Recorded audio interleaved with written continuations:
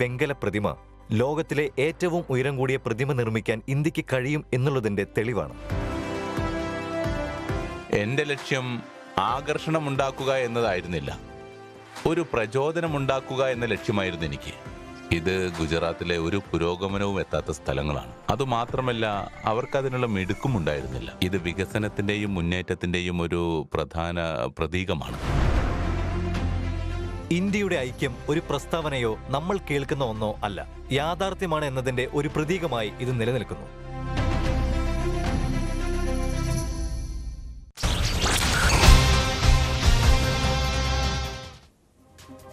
നമസ്കാരം, സ്പോട്ട് ലൈവിലേക്ക് സ്വാഗതം. ഇടുക്കി കട്ടപ്പനയിലെ ഇരട്ടക്കൊലപാതകത്തിൽ ദുരൂഹത ശക്തമാകുകയാണ്. പ്രതികളെന്ന് സംശയിക്കുന്നവരുടെ ജീവിത രീതിയാണ് അന്വേഷണ ഉദ്യോഗസ്ഥരെ കുഴയ്ക്കുന്നത്. കട്ടപ്പന സ്വദേശികളായ വിഷ്ണു, സുഹൃത്ത് നിതീഷ് എന്നിവർ മോഷണക്കേസിൽ പിടിയിലായതോടെയാണ് നരബലി സംബന്ധിച്ച സംശയമുയർന്നത്. പ്രതിയെന്ന് സംശയിക്കുന്ന വിഷ്ണുവിന്റെ വീട്ടിൽ ആഭിചാര ക്രിയകൾ നടന്നതായി പോലീസിന് സംശയമുണ്ട്. വിഷ്ണുവിന്റെ അമ്മയെയും സഹോദരിയെയും കുറിച്ച് വീട്ടുകാർക്ക് അറിവില്ലാത്തതും സംശയം ജനിപ്പിക്കുന്നു. വിഷ്ണുവിന്റെ പിതാവ് വിജയൻ, സഹോദരിയുടെ 2 ദിവസം മാത്രം പ്രായമുള്ള കുഞ്ഞ് എന്നിവരുടെ മരണത്തിലാണ് ദുരൂഹത. ഈ മോഷണമായിട്ട് ബന്ധപ്പെട്ടാണ് ഇങ്ങനെയുള്ള ഒരു സംഭവങ്ങൾ ഇവരിവിടെ താമസക്കാരുണ്ടെന്ന് പോലും അറിയുന്നത്. ആശാവർക്കർമാരും അതുപോലെ ഹരിതകർമ്മസേനക്കാരൊക്കെ ഈ വീടുകളിൽ ചെല്ലുന്ന സമയങ്ങളിലൊന്നും ആ വീട് അടച്ചിട്ടിരിക്കുമായിരുന്നു.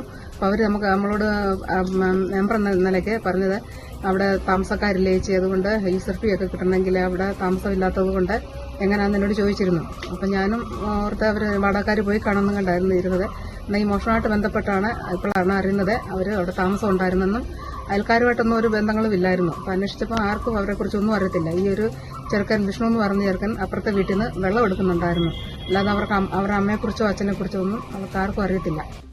വാർത്തയുടെ വിശദാംശങ്ങളുമായി ആജ്ഞ രവീന്ദ്രൻ ചേരുന്നുണ്ട്. ആജ്ഞ, ഒരു കൊലപാതകം 8 വർഷം മുൻപ് നടന്നതാണെന്നും വിഷ്ണുവിന്റെ പിതാവ് വിജയനെ കൊലപ്പെടുത്തിയത് 7 മാസം മുൻപുമാണെന്നാണ് ഇപ്പോൾ ലഭ്യമാകുന്ന പുറത്തുവരുന്ന വിവരങ്ങൾ. ഒരു നവജാത ശിശുവിന്, അതായത് വിഷ്ണുവിന്റെ സഹോദരിയുടെ 2 ദിവസം മാത്രം പ്രായമുള്ള കുഞ്ഞിനെ 8 വർഷം മുൻപ് കൊലപ്പെടുത്തി കുഴിച്ചുമൂടിയ സംഭവം, അത് ഈ വർഷങ്ങൾക്ക് ശേഷം അതുമായി ബന്ധപ്പെട്ട തെളിവുകളടക്കം പോലീസിന് ലഭ്യമാകേണ്ടതുണ്ട്. ഇപ്പോൾ ഈ അമ്മയും സഹോദരിയും നൽകിയ ഏതാനും ചില വിവരങ്ങൾ, ചില സൂചനകൾ മാത്രമാണ് ഈ കേസിന് പോലീസിന് ഇതുവരെയും ഈ കേസുമായി ബന്ധപ്പെട്ട് ഇരട്ടക്കൊലപാതകവുമായി ബന്ധപ്പെട്ട് ലഭ്യമായിരിക്കുന്ന ഏതാനും ചില സൂചനകൾ അത് മാത്രമാണ്. ഇവർ നൽകിയ വിവരങ്ങളുടെ അടിസ്ഥാനത്തിൽ പോലീസിനെ സംബന്ധിച്ച് ഇനി വലിയ വെല്ലുവിളികളുണ്ട്. ഈ 2 പ്രതികളെയും കസ്റ്റഡിയിൽ വാങ്ങണം. നിലവിൽ മോഷണ കേസിലാണ് ഈ 2 പേരും, വിഷ്ണുവും നിതീഷും പിടിയിലായത്. 2 പേരെ റിമാൻഡ് ചെയ്തിരിക്കുന്നത്. ഉടൻ തന്നെ പോലീസ് 2 പേരെയും കസ്റ്റഡിയിൽ വിട്ടുകിട്ടണമെന്ന് ആവശ്യപ്പെട്ടുകൊണ്ട് കോടതിയിൽ അപേക്ഷ നൽകുന്നുണ്ട്. എന്തായിരിക്കും പോലീസിന്റെ അടുത്ത നീക്കങ്ങൾ? ഈ 2 കൊലപാതക കേസുകളും 2 സ്ഥലങ്ങളിൽ വെച്ച് നടന്നു. 2 വീടുകളിലാണ് മൃതദേഹങ്ങൾ മറവ് ചെയ്തിരിക്കുന്നതെന്ന വിവരമാണ് ലഭ്യമായിരിക്കുന്നത്.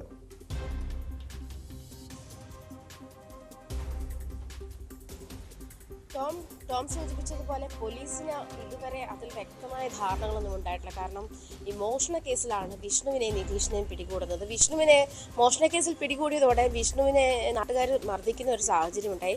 അതോടെ റിമാൻഡിൽ ആണെങ്കിൽ പോലും അദ്ദേഹം ഹോസ്പിറ്റലൈസ്ഡ് ആണ്. അപ്പോൾ അതിനുശേഷം ചികിത്സ കഴിഞ്ഞതിന് ശേഷം വീണ്ടും കോടതിയിൽ ഹാജരാക്കി പോലീസിന് കസ്റ്റഡിയിൽ വിട്ടുകിട്ടിയാൽ മാത്രമേ കൂടുതൽ ചോദ്യം ചെയ്യാനുള്ള സാധ്യതയുള്ളൂ. തന്നെയല്ല, ഇപ്പോൾ അവധിയായതിനുള്ള കുറേ സാങ്കേതിക പ്രശ്നങ്ങൾ കസ്റ്റഡിയിൽ കിട്ടുന്നതിനുണ്ട്. അപ്പോൾ ഈ ഒരു കാര്യത്തിന് കൂടി പോലീസ് വെയിറ്റ് ചെയ്യേണ്ടതുണ്ട് എന്നുള്ള ഒരു സാഹചര്യമാണ് നമ്മളിപ്പോൾ മനസ്സിലാക്കുന്നത്. അതേസമയം ഈ വിഷ്ണുവും നിതീഷും നേരത്തെ മുതലേ ഇവരെ പലതരം വിവിധ മോഷണ കേസുകളിൽ സംശയിച്ചിട്ടുണ്ട്, പിടികൂടിയിട്ടുണ്ട്, പ്രതികളാണ്. പക്ഷേ നേരത്തെ ഈ നിതീഷ് ഒരു മന്ത്രവാദിയാണെന്നാണ് പറയപ്പെടുന്നത്. വിഷ്ണുവിൻ്റെ സഹോദരിയുടെ കുഞ്ഞിനെ ഗന്ധർവന് കൊടുക്കാനാണെന്നും പറഞ്ഞിട്ടാണ് 2 ദിവസം പ്രായമുള്ള കുഞ്ഞിനെ ഇവർ വാങ്ങി കൊലപ്പെടുത്തി കുഴിച്ചു മൂടിയതെന്നാണ് മനസ്സിലാക്കാൻ കഴിയുന്നത്. അപ്പോൾ ഇത്തരം മന്ത്രവാദ ക്രിയകൾ, ആഭിചാര ക്രിയകൾ ഇവരുടെ വീടുമായി ചുറ്റിപ്പറ്റി നടന്നു വരുന്ന ഒരു സാഹചര്യം പോലീസ് മനസ്സിലാക്കിയിട്ടുണ്ട്. അതേസമയം വിഷ്ണുവും അമ്മയും സഹോദരിയും താമസിച്ചിരുന്ന വീട്ടിൽ അമ്മയും സഹോദരി ഉണ്ടോ എന്ന് പോലും നാട്ടുകാർ മനസ്സിലാക്കിയിരുന്നില്ല എന്ന് അല്പം മുമ്പ് നമ്മൾ കേട്ട ബൈറ്റിൽ നിന്ന് നമുക്ക് മനസ്സിലാവുന്നതാണ്. ഇത് തന്നെയാണ് പോലീസിനും പറയാനുള്ളത്. ഇത്രയും കാലം ഒരു തടവിൽ കരുതൽ തടങ്കൽ പോലെ ജീവിച്ചിരുന്ന അമ്മയും മകൾക്കും അവർ പറയുന്ന കാര്യത്തിൽ വ്യക്തതയുണ്ടോ എന്നുള്ള കാര്യത്തിൽ അവരുടെ മാനസികാരോഗ്യം എത്രത്തോളം ഉണ്ട്, ഇത്തരം കാര്യങ്ങൾ പരിശോധിച്ചിട്ട് വേണം പോലീസിന് ഇക്കാര്യത്തിൽ ഒരു നിഗമനത്തിലെത്താൻ തന്നെ. അതുകൊണ്ട് തന്നെ മറ്റൊരു കാര്യം എന്ന് പറഞ്ഞാൽ വിഷ്ണുവിൻ്റെ അച്ഛൻ വിജയൻ അദ്ദേഹത്തെ ഒരു 8 മാസം മുൻപ് കൊലപ്പെടുത്തി കുഴിച്ചുമൂടി ഇവരിപ്പോൾ വാടകയ്ക്ക് താമസിക്കുന്ന വീടിൻ്റെ തറയിൽ കുഴിച്ചുമൂടി കോൺക്രീറ്റ് ഇട്ട് മൂടി എന്നാണ് അറിയാൻ കഴിയുന്നത്. ഇക്കാര്യം സ്ഥിരീകരിക്കാൻ വീട്ടുടമയെ പോലീസ് സമീപിക്കുകയും വീട്ടുടമ പരിശോധിച്ച ശേഷം അത് പുതുതായി കോൺക്രീറ്റ് ചെയ്താണെന്ന് കണ്ടെത്തുകയും ചെയ്തിട്ടുണ്ട്. ഇനി ഇതിൽ കൂടുതൽ കാര്യങ്ങൾ ഇവരുടെ വീട് പരിശോധിച്ചപ്പോൾ ചുറ്റുവട്ടത്ത് ദുർഗന്ധമുള്ളതായി പോലീസിന് കണ്ടെത്താൻ കഴിഞ്ഞിട്ടുണ്ട്.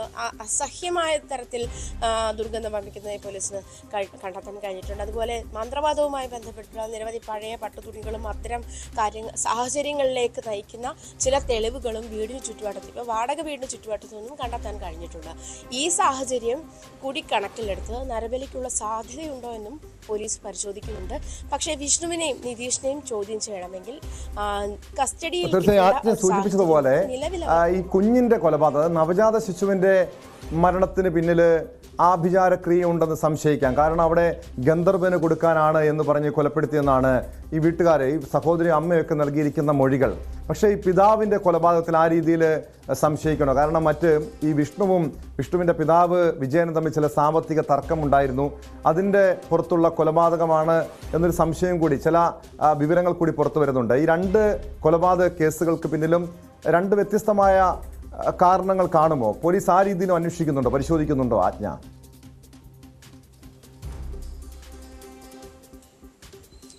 അതെ, കൂടുതലുള്ള അന്വേഷണം ഇന്ന് നടക്കുമെന്നാണ് അറിയുന്നത്. ഇപ്പോൾ ടോം സൂചിപ്പിച്ചതല്ല, വിഷ്ണുവും അച്ഛനും തമ്മിലുള്ള ഉണ്ടായിരുന്ന സാമ്പത്തിക പ്രശ്നമാണ്. അതേ തുടർന്ന് തർക്കത്തെ തുടർന്ന് അച്ഛനെ കൊലപ്പെടുത്തുന്ന ഒരു സാഹചര്യമാണ് ഉണ്ടായതെന്നാണ് മനസ്സിലാക്കുന്നത്. അതേസമയം പെങ്ങളുടെ കുഞ്ഞിനെ, സഹോദരിയുടെ കുഞ്ഞിനെ, അതേ മന്ത്രവാദിയുടെ കുഞ്ഞാണെന്ന് പറയപ്പെടുന്നുമുണ്ട്. അതിന് അക്കാര്യത്തിലും വ്യക്തതയില്ല. 2 ദിവസം പ്രായമായ കുഞ്ഞിനെ ഈ പറഞ്ഞതുപോലെ ആഭിചാര ക്രിയകൾക്ക് വേണ്ടിയാണ്, അതിലൂടെ സമ്പൽ സമൃദ്ധിയും ഉണ്ടാക്കാം എന്ന് വീട്ടുകാരെ തെറ്റിദ്ധരിപ്പിച്ചിട്ടാണ് ആ കുഞ്ഞിനെ കൊലയ്ക്ക് കൊടുത്തത് എന്നാണ് മനസ്സിലാക്കാൻ കഴിയുന്നത്. ഈ ഒരു സാഹചര്യമാണ് ഇപ്പോൾ എലന്തൂർ കേസ് പോലത്തെയുള്ള നരബലി കേസിലേക്ക് ഇത് സംശയാസ്പദമായി കൊണ്ടെത്തിക്കുന്ന ഒരു സാഹചര്യമുണ്ടോ, ഇതിലേക്ക് വിരൽ ചൂണ്ടുന്നുണ്ടോ എന്ന് പോലീസ് പരിശോധിക്കുന്നുണ്ട്. ഈ വീടിനെപ്പോൾ, അതായത് മുൻപ് ഇവർക്കൊരു വീടുണ്ടായിരുന്നു, അത് വിറ്റ ശേഷം ഇപ്പോൾ ഈ കക്കടം കടയിലൊരു സ്ഥലം വാങ്ങിക്കുന്ന കട്ടപ്പനയിലൊരു സ്ഥലം കട്ടപ്പനയിലൊരു വാടകയ്ക്കൊരു വീടെടുത്ത് അവിടെ താമസിക്കുന്ന ആ വാടകയ്ക്ക് താമസിക്കുന്ന വീടിൻ്റെ തറയിലാണ് അച്ഛനെ കൊന്നു കുഴിച്ചുമൂടിയെന്ന് പറയപ്പെടുന്നത്. അതേ വീടിൻ്റെ ചുറ്റുവട്ടത്താണ് ഇപ്പോൾ ഈ മന്ത്രവാദവുമായി ബന്ധപ്പെട്ടുള്ള സാമഗ്രികൾ കണ്ടെത്തിയിട്ടുള്ളത്. മന്ത്രവാദം നടന്നിട്ടുണ്ടോ എന്ന് വ്യക്തമാണ്. ആഭിചാര ക്രിയകൾ, അത്തരത്തിലുള്ള ക്രിയകൾ നടന്നിട്ടുണ്ടോ എന്ന് വ്യക്തമാണ്. അത് നരബലിയിലേക്ക് നയിക്കുന്നുണ്ടോ എന്നുള്ള കാര്യമാണ് പരിശോധനയിലുള്ളത് കേട്ടോ. യെസ്, ആജ്ഞ രവീന്ദ്രനിലേക്ക് തിരികെ വരാം. ഇപ്പോൾ റിട്ടയർഡ് SP ജോർജ് ജോസഫ് കൂടി സ്പോട്ട് ലൈവിൽ തത്സമയം ചേരുന്നുണ്ട്. ശ്രീ ജോർജ് ജോസഫ്, അവിശ്വസനീയമായ കാര്യങ്ങളാണ് ഇടുക്കി കട്ടപ്പനയിൽ നിന്ന് പുറത്തു വരുന്നത്. ഒരു പിതാവിനെയും സഹോദരിയുടെ 2 ദിവസം മാത്രം പ്രായമുള്ള കുഞ്ഞിനെയും കൊലപ്പെടുത്തുക, കൊന്നു കുഴിച്ചു മൂടുക. അത് 8 വർഷം മുൻപ് നടന്ന ഒരു കുഞ്ഞിൻ്റെ കൊലപാതകം 8 വർഷം മുൻപ് നടന്നത്. ഇത്രയും വർഷം അത് പുറം ലോകം പോലും അറിഞ്ഞില്ല എന്ന് പറയുമ്പോൾ അത് വിശ്വസനീയമായ ഒരു കാര്യം തന്നെയാണോ? ഇങ്ങനൊരു നരബലി, അതായത് നമ്മൾ ഇലന്തൂർ നരബലിയെക്കുറിച്ച് കേട്ടപ്പോൾ മലയാളികൾ ഒന്നടങ്കം ഞെട്ടിയതാണ്. ജോർജ് ജോസഫ്, താങ്കൾ തന്നെ നേരത്തെ ഈ തൊടുപുഴയിൽ സമാനമായ രീതിയിലൊരു ആഭിചാര കർമ്മവുമായി ബന്ധപ്പെട്ട നരബലിയുമായി ബന്ധപ്പെട്ട ഒരു കേസ് അന്വേഷണത്തിൽ നിർണായകമായ പങ്കുവഹിച്ചിട്ടുള്ള, ആ കേസൊക്കെ പുറത്തു കൊണ്ടുവരുന്നതിൽ വലിയ പങ്കുവഹിച്ചിട്ടുള്ളൊരു പോലീസ് ഉദ്യോഗസ്ഥൻ കൂടിയാണ്. ഈ ഇടുക്കി കട്ടപ്പനയിലെ ഈ ആഭിചാര ക്രിയയുമായി ബന്ധപ്പെട്ട കൊലപാതക വിവരങ്ങളെക്കുറിച്ച് അല്ലെങ്കിൽ സംശയത്തിലേക്ക് വരുമ്പോൾ അത് പൂർണ്ണമായും വിശ്വസനീയമായ കാര്യങ്ങളാണോ പുറത്തു വരുന്നത്, ശ്രീ ജോർജ് ജോസഫ്?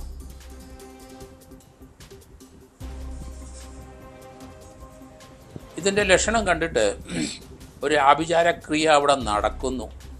അതുകൊണ്ടല്ലേ അമ്മയും പെങ്ങളെ അവിടെ പൂട്ടിയിടുന്നത്. പിന്നെ ഈ ക്രിയകൾ ചെയ്യാനുള്ള ചില എക്യുപ്മെൻറ്റുകളൊക്കെ ആ വീട്ടിൽ നിന്ന് പോലീസ് കണ്ടെടുത്തിട്ടുണ്ട്. അപ്പം ഒരു 2 ദിവസം പ്രായമുള്ള ഒരു കൊച്ചിനെ അതിനെ കൊന്നു കുഴിച്ചുമൂടി അല്ലെങ്കിൽ മന്ത്രവാദം ചെയ്ത് അതിനെ കൊന്നു അവർക്ക് യശസ്സും സാമ്പത്തിക നേട്ടവും ഉണ്ടാകും എന്നൊക്കെ ചിന്തിച്ചുകൊണ്ട് തീർച്ചയായിട്ടും മലയാളികൾ നമ്മൾ സൂക്ഷിക്കണം. കാരണം ആരാണ് ഈ മലയാളി എന്ന് ഞാൻ പലപ്പോഴും ചോദിക്കുന്നത് ഇത് ഇങ്ങനെയൊക്കെയുള്ള കാര്യം കൊണ്ടാണ്. കൃഷ്ണൻകുട്ടിയെ നമുക്കറിയാം, തൊടുപുഴയിലെ കൃഷ്ണൻകുട്ടിയെ, അയാൾ ഒരു മന്ത്രവാദിയായിരുന്നു. അയാളുടെ ഭാര്യയും അയാളും 2 കുട്ടി, പ്രായപൂർത്തിയായ 2 കുട്ടികൾ, അവർക്ക് കോളേജ് വിദ്യാഭ്യാസമുള്ളവരും സയൻസ് പഠിച്ചവരുമാണ്. പക്ഷേ അയാൾ നിർബാധം മന്ത്രവാദം തുടങ്ങിക്കൊണ്ടേയിരുന്നു. അയാൾ ശിഷ്യന്മാർ 2 പേര്, അതിലൊരുത്തൻ അവനെ അടിമാലി അടുത്ത് ഇടുക്കിക്കാരൻ തന്നെയാണ്. അയാൾ വന്ന് ഇയാളുടെ മന്ത്രത്തിൻ്റെ ഉള്ള ശക്തി ആവാഹിച്ചെടുക്കാൻ വേണ്ടിയിട്ട് അയാളും അയാളുടെ കൂട്ടുകാരനും വന്ന് ഇവരെ 4 പേരെ മന്ത്രവാദത്തിൻ്റെ ഇടയ്ക്ക് കൊല്ലുകയാണ്. കൊന്നിച്ച് അവരെ ഒന്നിച്ച് കുഴിച്ച് ഒരു കുഴിക്കകത്ത് 2-3 ഡെഡ് ബോഡി ഒന്നിൻ്റെ പുറത്ത് ഒന്നായിട്ട് കുഴിച്ചു വെച്ചു. അപ്പോൾ അന്നത് മാന്തമ്പം ഞാൻ പറഞ്ഞു ഇത് മന്ത്രവാദം തന്നെയെന്ന് എല്ലാവർക്കും അതിശയമായിരുന്നു. കാരണം അത് മന്ത്രവാദമാണ്. മന്ത്രവാദം രഹസ്യമായിട്ട് കേരളത്തിൽ നൂറ്റാണ്ടുകളായിട്ട് നടക്കുന്നുണ്ട്, ഇപ്പോഴും നടക്കുന്നുണ്ട്. നമുക്കൊക്കെ നല്ല വിദ്യാഭ്യാസം ലഭിച്ചു എന്നൊക്കെയാണ് പറയുന്നത്. ആരാണ് ഈ മലയാളി എന്നുള്ള ഇത് നമുക്ക് മനസ്സിലാവും. എലന്തൂരിലെ സംഭവം നമ്മൾ പ്രതീക്ഷിച്ചില്ലല്ലോ. 2 ലോട്ടറി കച്ചവടക്കാർ എറണാകുളത്ത് റോസ്ലിയും അതുപോലെ പത്മ 2 പേരെയും കൊന്ന് അതിൻ്റെ ആ മനുഷ്യ മാംസം ഭക്ഷിച്ചു എന്ന് വരെ വന്നു. അവനകത്ത് ലൈലയും അതുപോലെ എലന്തൂരിലെ അവരുടെ ഭർത്താവ് ഭഗവൻ സിംഗും ഷാഫി എന്ന മന്ത്രവാദി, അവർ 3 പേരും കൂടെയാണ് ആ കൊലപാതകം ചെയ്തത്. കൃഷ്ണൻകുട്ടിയുടെ 4 പേര് കൊന്നുകളഞ്ഞു. ഇപ്പോഴത്തെ ഇത് ഒരു മന്ത്രവാദത്തിൻ്റെ ലക്ഷണമായിട്ടാണ് എനിക്ക് തോന്നുന്നത്. കാരണം എനിക്കറിയാവുന്ന സ്ഥലങ്ങളൊക്കെ തന്നെ അത് നമുക്ക് അവിടെ കട്ടപ്പന അല്ലെങ്കിൽ ഇടുക്കി ജില്ലകളിലൊക്കെ രഹസ്യമായിട്ട് പലരും വന്ന് ഇതുപോലെ മന്ത്രവാദം ചെയ്ത് പോകുന്നുണ്ട്. കക്കാട്ടുകട എനിക്കറിയാം, കാഞ്ചിയാറിനടുത്തുള്ള സ്ഥലമാണ്. അവിടെ ഇവർ ഒരു വീടെടുക്കുന്നത് തന്നെ സഹോദരർ അപ്പനും മാത്രമേ ഉള്ളൂ എന്നാണ് പറഞ്ഞ ഒരു വീട് വാടകയ്ക്ക് എടുത്തത്. സ്ത്രീകളാരും ഇല്ല എന്നാണ് പറഞ്ഞിരിക്കുന്നത്. അവിടുത്തെ പഞ്ചായത്ത് മെമ്പർ അത് പറഞ്ഞിട്ടുണ്ട്. ഇയാൾ അപ്പനും മാത്രമേ ഉള്ളൂ എന്ന് പറഞ്ഞാണ് അവിടെ വീടെടുത്തത്. പക്ഷേ ഇപ്പം പോലീസ് വന്നപ്പം വീടിനകത്ത് അമ്മയും സഹോദരിയും പൂട്ടിയിട്ടിരിക്കുന്നത് കണ്ടു. അതൊരു മന്ത്രവാദത്തിൻ്റെ ലക്ഷണമാണ്. കൊലയ്ക്ക് അവരെ വിധേയമാക്കും. കാരണം മന്ത്രവാദികൾ 6 വർഷം മുമ്പ് ഒരു 2 ദിവസം പ്രായമുള്ള കൊച്ചിനെ കൊന്നവരാണ്. അപ്പനെ ഇപ്പം കാണാനില്ല, ആ പിതാവിനെ കൊന്നിരിക്കുന്നു. അവർ താമസിക്കുന്ന ആ മുറിയിൽ അവിടെ കുഴിച്ചിട്ട് കോൺക്രീറ്റ് അവിടെ ഇട്ട് മൂടിയിട്ടുണ്ട്. അത് പോലീസ് കണ്ടെടുത്ത് പോലീസ് കാവലട ഏർപ്പെടുത്തിയിട്ടുണ്ട്. ഇത് 2 ഡെഡ് ബോഡി എന്തായാലും കിട്ടിയേ ഒക്കുള്ളൂ. അത് ഇവരുടെ മന്ത്രവാദത്തിൻ്റെ ശക്തി മനുഷ്യക്കുരുതിയിലാണ്. നമുക്കറിയാം ഇങ്ങനെ 2-3 കേരളത്തിലെ മന്ത്രവാദം നൂറ്റാണ്ടുകൾക്ക് മുമ്പ് 10,000-2000 വർഷങ്ങൾക്ക് മുമ്പ് പോലെ ഉണ്ട്. വാമമാർഗവും ദക്ഷിണമാർഗവും എന്ന് പറഞ്ഞാണ് അത് നിൽക്കുന്നത്. ദക്ഷിണമാർഗത്തിലാണ് ആധുനിക മന്ത്രവാദങ്ങളൊക്കെ വന്നുള്ളൂ. പക്ഷെ നരബലി വാമമാർഗം തന്നെയാണ്. കാരണം നമ്മുടെയൊക്കെ പാരമ്പര്യത്തിൽ അധിഷ്ഠിതമാണ് ഈ നരബലിയും മന്ത്രവാദവും. അതുപോലെ ചാത്തനേറും ചാത്തന്മാരും ഓടിയന്മാരും ജിന്ന്, കോഴിക്കോട് ഭാഗത്തൊക്കെ ജിന്നാണ്. അപ്പം ഇത് ഒടിയന്മാരുണ്ട്, ചാത്തന്മാരൊക്കെ ഉണ്ട്. ഇതൊക്കെ മലയാളത്തിലെ പണ്ട് മുതലേ നമ്മളൊക്കെ കേട്ട് പഴകിയ പല പുസ്തകങ്ങളിൽ ഇത് കിടപ്പുണ്ട് ഇപ്പോഴും. എന്തായാലും ഇതൊരു കട്ടപ്പനയിലെ തീർച്ചയായിട്ടും 3 വീട് മാറിയിരിക്കുന്നു. പോലീസ് അവിടെ കാട് ഏർപ്പെടുത്തിയിട്ടുണ്ട്. അവരൊരു മോഷണമായിട്ട് ബന്ധപ്പെട്ടാണ് ഈ ചേട്ടനെ അനിയനെയും അവിടെ ഒരു കക്കാട്ടുകടയിൽ ഒരു വീട്ടിലെ മോഷണം നടത്താൻ വന്നപ്പം വീട്ടുകാരറിഞ്ഞു വരും. അപ്പോൾ അവർ രംഗത്ത് വന്നതോടുകൂടി ഇവർ 2 പേരും ഒരാളെ പിടിച്ചെന്ന് തോന്നുന്നു, ഒരാൾ ഇറങ്ങി ഓടി, അയാളുടെ കാല് ഓടുകയും ചെയ്തു. പക്ഷേ ഇനി ഇവർ മന്ത്രവാദിയാണെങ്കിൽ അവിടെ കട്ടപ്പന ടൗണിനടുത്ത് തന്നെ ഒരു വീട്ടിൽ 2 പേരെ കൊന്നിട്ടുണ്ട്. അതുകൂടെ കട്ടപ്പന പോലീസ് നോക്കണം. അത് തെളിയാതെ കിടക്കുകയാണ്. മോഷണ സമയത്ത് കൊന്നതാണോ, ഇനി അത് നരബലി അവിടെ ആ വീട്ടിലൊരു നരബലി നടത്തിയതാണോ?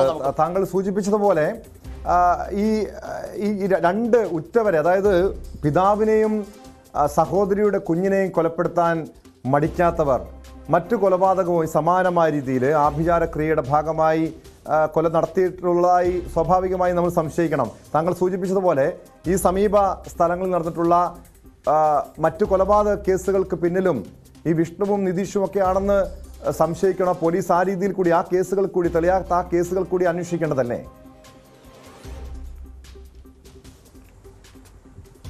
അതനുസരിച്ച് കട്ടപ്പന തന്നെ വലിയൊരു മർഡർ നടന്നിട്ടുണ്ട്. അത് മോഷണ സമയത്താണ്. അത് കട്ടപ്പനയിൽ നിന്ന് അവിടുന്ന് കട്ടപ്പന ടൗണിൻ്റെ ഒരു 2 കിലോമീറ്ററിനകത്താണ് ആ മർഡർ നടന്നിരിക്കുന്നത്. അപ്പോൾ അത് ഇതുവരെ തെളിഞ്ഞിട്ടില്ല എന്ന് ഞാൻ മനസ്സിലാക്കിയിരിക്കുന്നത്. ആ വീട്ടിൽ ഒരാളുണ്ട്, പക്ഷേ അവിടെ ഒരു കുട്ടിയും വേറെ ഒരു സ്ത്രീ എങ്ങാണ്ട് മരിച്ചെന്ന് എനിക്ക് തോന്നുന്നു. 2 പേരെ അവിടെ മരിച്ചിട്ടുണ്ട്. അവിടെ മോഷണവും നടന്നിട്ടുണ്ട്. ഇപ്പോൾ ഇയാൾ കയറിയിരിക്കും. ഇവർക്ക് മോഷണ സ്വഭാവവും ഉണ്ട്. പണമില്ലാതെ വരുമ്പോൾ മോഷണത്തിനും പോകും. അതേസമയത്ത് മന്ത്രവാദം ഇവരുടെ ബ്ലഡിൽ പിടിച്ചിറക്കുന്നവന്മാരാണ്. അതുകൊണ്ട് ഈ പിതാവിനെ കാണാനില്ല, അതുപോലെ ഒരു കുഞ്ഞു കൊച്ചിനെയും ഇത് രണ്ടും കണ്ടെടുത്തേ പറ്റുള്ളൂ. അതുകൊണ്ട് പോലീസിന് അത് സംശയം വന്നു കഴിഞ്ഞു. ഇതൊരു നരബലിയുടെ ഭാഗമായിട്ടാണ് എനിക്ക് തോന്നുന്നത്. അതുകൊണ്ട് അത് നമ്മൾ കേരളം എങ്ങോട്ട് പോകുന്നു എന്നാണ്. കാരണം വയലൻസിലോട്ടൊക്കെ പോയി നമ്മളിപ്പം കണ്ടല്ലോ സിദ്ധാർത്ഥൻ്റെ കൊലപാതകമൊക്കെ. അതൊരു കരാട്ടക്കാരനാണ് ചെയ്തത്. കേരളത്തിൽ ആൾക്കാർക്ക് വിദ്യാഭ്യാസം ഉണ്ടെങ്കിലും നമ്മൾ ഈ പാരമ്പര്യമായിട്ട് കിട്ടിയ കുറേ കാര്യങ്ങൾ ചാത്തനും അങ്ങനെ ഒടിയന്മാരും ജിന്നിൻ്റെയും അങ്ങ് ലോകത്താണ്. ശാസ്ത്രീയ ബോധം നമുക്ക് ഉണ്ടായിട്ടില്ല. CPM-കാർ പറയണതെല്ലാം നമുക്ക് ശാസ്ത്രീയ ബോധം ഉണ്ടാകണം. ഇവിടെ CPM-നുള്ളവർക്ക് പോലും ഉണ്ടായിട്ടില്ല എന്നാണ് ഞാൻ കരുതുന്നത്. കാരണം എന്താണ് കേരളത്തിൽ നടക്കുന്നത്? നമ്മൾ ഇതിൻ്റെ അന്തർലീനമായി കിടക്കുന്ന കാര്യം എന്തുവാണ് മലയാളിക്ക് പറ്റുന്നത്? ലോകത്തിലെ ഏറ്റവും നല്ല ബുദ്ധിയുള്ള ഒരു വർഗം തന്നെയാണ് മലയാളി. പക്ഷേ ഇങ്ങനെയുള്ള കാര്യങ്ങളിലും നമ്മൾക്ക് അതികൂർമ്മമായ ബുദ്ധിയുള്ളവരാണ് നമ്മൾ. കാരണം ശാസ്ത്രീയ ബോധം നമുക്കില്ല.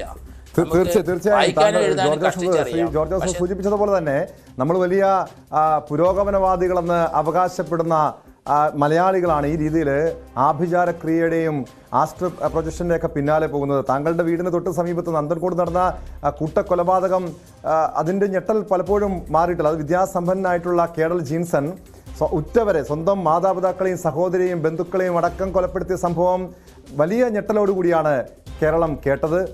ഇപ്പോൾ അതായത് ഈ രക്തബന്ധത്തിലുള്ളവരെ നമ്മൾ കൊല്ലുമോ, അതായത് സ്വന്തം അച്ഛനെയും സഹോദരിയുടെ കുഞ്ഞിനെയും ഒക്കെ ഈ രീതിയിൽ നരബലിക്ക് ഇരയാക്കുമോ എന്നതാണ് കഴിഞ്ഞ ദിവസത്തെ ഈ ഇടുക്കി കട്ടപ്പനയിലെ സംഭവത്തിന് പിന്നാലെ പലരും സംശയത്തോടെ ചോദിച്ചത്. പക്ഷേ താങ്കൾ സൂചിപ്പിച്ച ഈ ഘടകങ്ങളൊക്കെ എടുത്തു നോക്കിയാൽ ഈ 2 കൊലപാതകത്തിന് പിന്നിലും ഈ നരബലി ഉണ്ട് എന്ന് വ്യക്തമായി തന്നെ പരിശോധിക്കേണ്ടതാണ്, സംശയിക്കേണ്ട കാര്യം തന്നെയാണ്. പക്ഷെ പോലീസിനെ സംബന്ധിച്ച് എത്രത്തോളം വെല്ലുവിളി നിറഞ്ഞതായിരിക്കും ഈ അന്വേഷണം, പ്രത്യേകിച്ച് 8 വർഷം മുൻപ് ആ കുഞ്ഞിനെ കൊലപ്പെടുത്തിയ കേസിന്റെ അന്വേഷണം?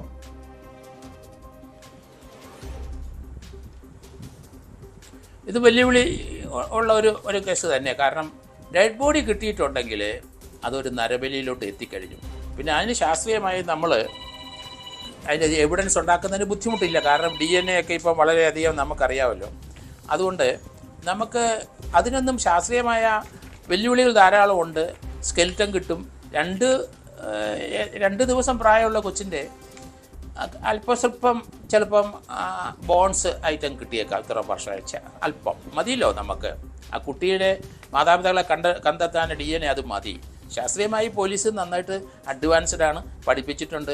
അതുകൊണ്ട് വെല്ലുവിളിയാണ്. പക്ഷേ വളരെ സൂക്ഷ്മതയോട് വേണം ഇതിനകത്ത്. കാരണം അതിനകത്ത് വല്ല പോയിസണായിട്ട് ഐറ്റം വല്ല കൊച്ചിന് കൊടുത്തിരിക്കുന്നുണ്ടോ എന്നൊക്കെയുള്ള കാര്യങ്ങളൊക്കെ ആകുമ്പോൾ അവിടുത്തെ മണ്ണുമൊക്കെ പോലീസ് കൃത്യമായിട്ട് നോക്കണം. വല്ല ഒരു DYSP അവിടെ ഉണ്ടാവുമല്ലോ വെറ്ററൻ. അപ്പം ആ ലെവലിൽ ചെന്ന ഒരു DYSP തീർച്ചയായിട്ടും ഇത് നല്ല കൃത്യമായിട്ട് കട്ടപ്പന DYSP ഇത് അന്വേഷിക്കും. കാരണം ഒരുതപ്പെട്ട DYSPമാർക്കെല്ലാം അന്വേഷണം അറിയാവുന്നവരാണ്. പിന്നെ രാഷ്ട്രീയ ചായവൊക്കെ വെച്ച് അങ്ങോട്ടും ഇങ്ങോട്ടും ചാടുന്നതേ ഉള്ളൂ. അല്ലാതെ ഒരു SI CA ആയിക്കഴിഞ്ഞാൽ DYSP ആയിക്കഴിഞ്ഞാൽ ഒരുവിധപ്പെട്ട അന്വേഷണത്തിൻ്റെ മാർഗ്ഗങ്ങളൊക്കെ അവർക്കറിയാം. നമുക്ക് ഈ ഒരു കാര്യം മറക്കറി, കട്ടപ്പനത്തെല്ലാം ആണ് ഒരു നാഗമാണിക്യം. അത് മലയാളിയുടെ സൃഷ്ടിയാണ്.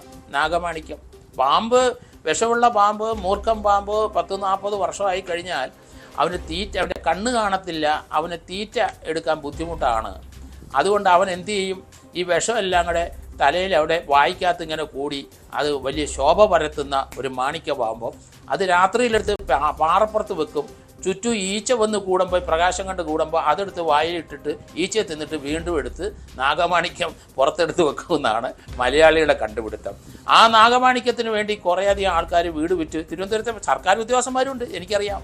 അങ്ങനെ കട്ടപ്പനയിൽ പോയി നാഗമാണിക്യം പറ്റീരാണെന്ന് കണ്ട് ഒരു കൊലപാതകം നടന്നിട്ടുണ്ട്. നാഗമാണിക്യം കട്ടപ്പന തന്നെയാണ്. അപ്പോൾ നമുക്ക് മലയാളികളുടെ ആ നിലവാരം ഇപ്പോൾ നമുക്ക് പൂക്കോട് ഞാൻ അങ്ങോട്ട് പോകുന്നത് എന്താണ്, അവിടെ എല്ലാം DNും PhD കൊണ്ട് ആ കോളേജിനകത്ത് കയറാൻ മേല നമുക്ക് ആർക്കും. പക്ഷെ ചെയ്യുന്ന പ്രവൃത്തി എന്താണ്? പക്ക ക്രിമിനൽസ് അല്ലേ. ആ ക്രിമിനൽ മൈൻഡ് ഉള്ളവരാണ് അവിടെ PhD ഉണ്ടായത്. ഞാനൊരു PhD രജിസ്റ്റർ ചെയ്തിട്ട് പണ്ട് നിർത്തിക്കളഞ്ഞു. കാരണം എനിക്ക് നാണക്കേടായിട്ട് തോന്നി. കാരണം ഇതുപോലെയുള്ളവന്മാർക്ക് PhD കിട്ടുള്ളൂ.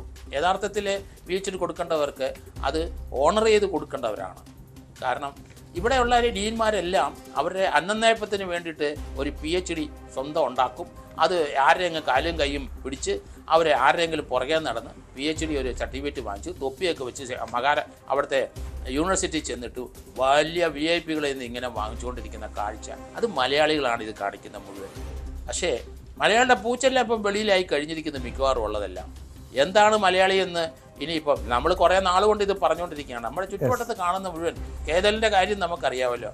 ഒന്നും വേണ്ടല്ലോ, നമ്മൾ ഷാബാസ് ഷെരീഫ് വധം വയനാട്ടിലുണ്ടായിട്ടുണ്ടല്ലോ. ഷാബാസ് ഷെരീഫ് മൈസൂരിൽ നിന്ന് ഒരു ആളെ കൊണ്ടൊരു പാവം പിടിച്ച ഒരു വൈദ്യനെ കൊണ്ടുവന്നിട്ട് 1.5 വർഷം പൂട്ടിയിട്ട് അയാളെ കൊന്ന് അയാളെ കഷ്ണമാക്കിയിട്ട്, അതൊക്കെ ഒരു മന്ത്രവാദത്തിൻ്റെ ഭാഗം. പോലീസ് ആ രീതിയിലോട്ട് വന്നില്ല, അവിടുത്തെ ഒരു പുഴയിൽ ഒഴുക്കി ഒരു കഷ്ണം പോലും പോലീസിന് കിട്ടിയില്ല. അപ്പം ഇത് ഒരു മന്ത്രവാദത്തിലേക്ക് പോകുന്ന പോലെയാണ് എനിക്ക് തോന്നുന്നത് ലക്ഷണം കണ്ടിട്ട്. കാരണം 2 പേരെ മിസ്സിംഗ് ആണ്. അത് തീർച്ചയായിട്ടും അവരുടെ വീടിൻ്റെ അവർ താമസിച്ച വീടിൻ്റെ അവിടെ കുഴി തോണ്ടി ഇട്ടിട്ടുണ്ടെങ്കിൽ അത് മന്ത്രവാദം തന്നെയാണ്. യെസ്, വളരെ വ്യക്തമാണ്. വളരെയധികം നന്ദി ശ്രീ ജോർജ് ജോസഫ്. താങ്കൾ സൂചിപ്പിച്ചതുപോലെ തന്നെ മലയാളികളെ സംബന്ധിച്ച് ലജ്ജിപ്പിക്കുന്ന കാര്യങ്ങളാണ് ഓരോ ദിവസവും പുറത്തു വരുന്നത്.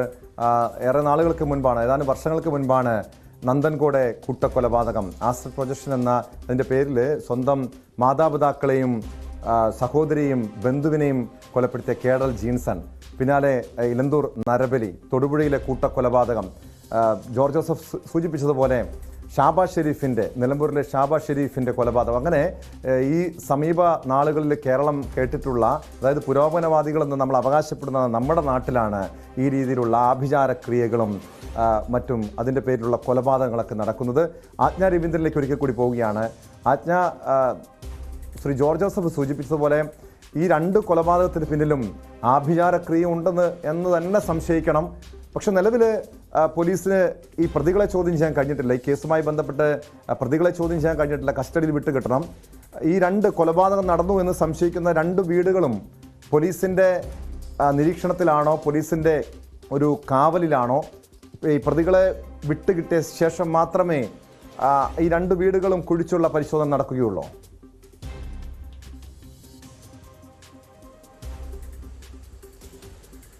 ടോം, ഇവരെ നേരത്തെ സൂചിപ്പിച്ചതുപോലെ ഇവർ ഇപ്പോൾ റിമാൻഡിലാണ്. റിമാൻഡിൽ നിന്നും കസ്റ്റഡിയിലെടുത്ത ശേഷം ചോദ്യം ചെയ്യലിന് ശേഷം മാത്രമേ തുടർ നടപടികളിലേക്ക് പോലീസിന് കടക്കാൻ കഴിയുകയുള്ളൂ. അവധിയാണ് കുറച്ച് ദിവസമായി. അതുകൊണ്ട് തന്നെ ആ ഒരു പ്രൊസീജിയറിലേക്ക് കടക്കാൻ ചില സാങ്കേതിക തടസ്സങ്ങളുണ്ട്. ഈ റിമാൻഡിൽ നിന്നും കസ്റ്റഡിയിലേക്ക് വിട്ടുകിട്ടുന്നതിനുള്ള ഒരു സാങ്കേതിക തടസ്സങ്ങൾ ഇപ്പോൾ പോലീസ് ഫേസ് ചെയ്യുന്നുണ്ട്. അത്തരം ആ ഒരു തടസ്സം കൂടി മാറിക്കിട്ടിയാൽ ഇപ്പോൾ ഈ വിഷ്ണു ഹോസ്പിറ്റലൈസ്ഡ് ആണ്. അത് മോഷണശ്രമത്തിനിടെ നാട്ടുകാരും മർദ്ദിച്ച് കാലൊടിഞ്ഞ് ആശുപത്രിയിലാണെന്നാണ് മനസ്സിലാക്കാൻ കഴിയുന്നത്. ഈ ഒരു സാഹചര്യം കഴിഞ്ഞാൽ പോലീസിന് ഇവരെ കസ്റ്റഡിയിലെടുത്ത ശേഷം മാത്രമേ ഈ തുടർ നടപടികളിലേക്ക് കടക്കാൻ പറ്റൂ. എന്നിരുന്നാൽ പോലും ഈ പറയുന്ന 2 വീടുകളിൽ നിന്നും മൃതദേഹം കണ്ടെത്താനായാൽ അതിൻ്റെ ഫോറൻസിക് പരിശോധനകൾ വേണം. കുഞ്ഞിൻ്റെ തന്നെയാണോ, വിഷ്ണുവിൻ്റെ അച്ഛൻ വിജയൻ്റെ തന്നെയാണോ എന്നുള്ള ഫോറൻസിക് പരിശോധന വേണം ഇത് സ്ഥിരീകരിക്കാൻ. അത് വേറൊരു സാഹചര്യമുള്ളത്, നേരത്തെ സൂചിപ്പിച്ചതുപോലെ കരുതൽ തടങ്കൽ പോലെ 2 സ്ത്രീകൾ കഴിഞ്ഞുകൂടിയാണ്. അവരുടെ മാനസികാവസ്ഥ എന്ന് മനസ്സിലാക്കാനുള്ള സാഹചര്യം നിലവിലില്ല. അതുകൊണ്ട് തന്നെ ഇവരുടെ മൊഴിയുടെ അടിസ്ഥാനത്തിലാണ് കുഞ്ഞിനെ കൊന്നോ അച്ഛനെ കൊന്ന് കുഴിച്ചുമൂടി ഈ കാര്യങ്ങളൊക്കെ പോലീസ് മനസ്സിലാക്കിയിരിക്കുന്നത്. ഇത്തരം സാഹചര്യങ്ങൾക്കും കൂടി കൂടുതൽ ക്ലാരിറ്റി വരേണ്ടതുണ്ട്. അതുകൊണ്ട് തന്നെ ഇവർ മുൻപ് താമസിച്ചിരുന്ന ഇവരുടെ ശരിക്കുമുള്ള, അതായത് ഇവർ വിട്ടുകളഞ്ഞ വീടിൻ്റെ സമീപത്തുള്ള ഒരു അന്വേഷണം പോലീസിന് അനിവാര്യമാണ്. അതുപോലെ തന്നെ ഇപ്പോൾ താമസിക്കുന്ന വാടക വീടിന് സമീപത്തുള്ള വിഷ്ണുവിനെ മാത്രമേ നാട്ടുകാർക്ക് അറിയുകയുള്ളൂ എന്നാണ് മനസ്സിലാക്കിയിരിക്കുന്നത്. എങ്ങനെയാണ് 2 സ്ത്രീകൾ ഒരു പുറം ലോകവുമായി ഒരു ബന്ധവുമില്ലാതെ ഇത്ര കാലം കഴിഞ്ഞുകൂടിയത്? ആ ഒരു സാഹചര്യം കൂടി മനസ്സിലാക്കേണ്ടതുണ്ട്. ഇവരെ ഭീഷണിപ്പെടുത്തി ഇതിനുള്ളിൽ അടച്ചിട്ടതാണോ, വീടിനുള്ളിൽ അടച്ചിട്ടതാണോ, അതല്ലെങ്കിൽ അവർക്ക് ഈ പറഞ്ഞതുപോലെ ഈ മന്ത്രവാദത്തിൻ്റെ അവരും അതിൻ്റെ ഭാഗം തന്നെയാണോ? ഇത്തരം കാര്യങ്ങളൊക്കെ പോലീസിന് കൂടുതൽ വ്യക്തമാകേണ്ടതുണ്ട്. നേരത്തെ സൂചിപ്പിച്ചതുപോലെ കേരളമാകമാനം ഇത്തരം ഞെട്ടിപ്പിക്കുന്ന നിരവധി കേസുകളാണ് തലമുന്നിച്ച് വന്നിട്ടുള്ളത്. കേരളത്തിൽ ആളുകൾ അഭ്യസ്തവിദ്യരാണ്. ഈ പറയുന്ന ടോം സൂചിപ്പിച്ച കേണൽ ജിൻസൺ രാജ വിദേശത്തു നിന്നും ആർട്ടിഫിഷ്യൽ ഇൻ്റലിജൻസിൽ പോസ്റ്റ് ഗ്രാജുവേഷൻ നേടിയിട്ട് കേരളത്തിൽ തിരിച്ചെത്തിയ ആളാണ്. അപ്പോൾ വിദ്യാഭ്യാസം ഇല്ലാത്തതിൻ്റെ കുറവല്ല, അതല്ലെങ്കിൽ കാര്യങ്ങൾ മനസ്സിലാക്കാത്തതിൻ്റെ കുറവല്ല. ജോസഫ് സാർ സൂചിപ്പിച്ചത് ശാസ്ത്രീയമായുള്ള അത്തരം ക്ലാരിറ്റി വരേണ്ട ഒരു സാഹചര്യം കൂടി ഉണ്ടോ എന്നുള്ള കാര്യത്തിൽ എനിക്ക് സംശയമുണ്ട്. കാരണം എന്ന് വെച്ചാൽ ഇദ്ദേഹം ഈ പറഞ്ഞ പോലെ ആർട്ടിഫിഷ്യൽ ഇൻ്റലിജൻസിൽ PG ഉള്ള ആളാണെങ്കിൽ അയാൾക്ക് ശാസ്ത്രീയമായുള്ള കാര്യങ്ങളിൽ സംശയമുണ്ടോ എന്നും നമുക്ക്. പക്ഷേ ഇത്തരം വിശ്വാസങ്ങൾ, ഇത്തരം ഈ ബ്ലാക്ക് മാജിക് പോലെയുള്ള വിശ്വാസങ്ങൾ, നമ്മൾ ഈ പറയുന്ന ആഭിചാരക്രിയകൾ പോലെയുള്ള സംവിധാനങ്ങൾ, അതുപോലെ നരബലി പോലെയുള്ള സാഹചര്യങ്ങൾ, ഇത്തരം സാഹചര്യങ്ങളുടെ എല്ലാം അവരവരുടെ പ്രോസ്പെരിറ്റി അല്ല സമൃദ്ധിയിലേക്ക്, ഓരോ ഇൻഡിവിജ്വൽ സമൃദ്ധിയിലേക്ക് മാത്രം ലക്ഷ്യമിട്ടുള്ള ഓരോ കുറുക്കുവഴികളായിട്ട് അവരുടെ ഇരയെ ബോധ്യപ്പെടുത്തിയിട്ടും അങ്ങനെ ഇരകളെ കെണിയിലാക്കിയിട്ട് ഇങ്ങനൊരു നരബലി ചെയ്താൽ, ഇപ്പോൾ എലന്തൂർ നരബലി കേസ് നമുക്കറിയാം. ആ ഗൃഹനാഥനും ഭാര്യയും പറയുന്നത് ഇയാൾ പ്രതി ഇവർക്ക് ഇതോടെ അവരുടെ എല്ലാ ബുദ്ധിമുട്ടുകളും, എല്ലാ സാമ്പത്തിക ബുദ്ധിമുട്ടുകളും മാറി സമ്പൽ സമൃദ്ധിയിലേക്ക് ഇവർ പോകുമെന്ന് തെറ്റിദ്ധരിപ്പിച്ചിട്ടാണ് ആ നരബലിക്ക് അവർ കൂട്ടുനിന്നതെന്നാണ് അവർ പോലീസിനോട് പറഞ്ഞത്. അപ്പോൾ അത്തരം സാഹചര്യങ്ങളിൽ അത്തരം സാമ്പത്തികമായി അല്ലെങ്കിൽ ആരോഗ്യാവസ്ഥയിൽ ഒക്കെ ബുദ്ധിമുട്ട് അനുഭവിക്കുന്ന ആളുകളെ കണ്ടെത്തി അവരെ ഇരകളാക്കി ഇത്തരം ഒരു സംഘം തന്നെ കേരളത്തിൽ ഇങ്ങനെ തങ്ങളുടെ ചുവടുറപ്പിക്കുന്നുണ്ടോ എന്ന കാര്യത്തിലും പോലീസിന് വ്യക്തത വരേണ്ടതുണ്ട്. അക്കാര്യത്തിൽ നമുക്കും വ്യക്തതയില്ല. എങ്കിലും ഇത്തരം റിപ്പോർട്ടുകൾ ഇപ്പോൾ ആഭിചാരത്തിന്റെ ഭാഗമായാണ്, മന്ത്രവാദത്തിന്റെ ഭാഗമായാണ്. ഇത് കേരളത്തിൽ വ്യാപകമായും മാറിക്കൊണ്ടിരിക്കുന്ന ഒരു സാഹചര്യമാണ് നമ്മുടെ മുന്നിലുള്ളത്. വ്യക്തമായ നിരീക്ഷണമാണ് ആജ്ഞ രവീന്ദ്രൻ നൽകിയത്. ആജ്ഞ സൂചിപ്പിച്ചതുപോലെ തന്നെ ഈ രീതിയിലുള്ള സംഭവങ്ങൾ, നമ്മൾ ഓരോ ആഭിചാര കൊലപാതകങ്ങളും ഈ രീതിയിലുള്ള ദുരൂഹ ഭരണങ്ങളൊക്കെ എടുത്ത് പരിശോധിച്ച് നോക്കിയാൽ അതിനൊക്കെ പിന്നിൽ ഈ സാമ്പത്തിക അഭിവൃദ്ധിക്ക് വേണ്ടി, മറ്റ് വ്യക്തിപരമായ നേട്ടങ്ങൾക്ക് വേണ്ടിയുള്ള കൊലപാതകങ്ങളായിരിക്കും. പക്ഷെ എന്തെങ്കിലും പിടിക്കപ്പെടുമെന്ന കാര്യം ഓർക്കുക. കാരണം ഈ നന്തൻകോട്ടയും ഇലന്തൂരിലെയും തൊടുപുഴയിലും അതോടൊപ്പം വർഷങ്ങൾക്ക് ശേഷമാണ് ഈ ഷാബാസ് ഷെരീഫിൻ്റെ കൊലപാതക വിവരങ്ങളൊക്കെ പുറത്തു വന്നത്.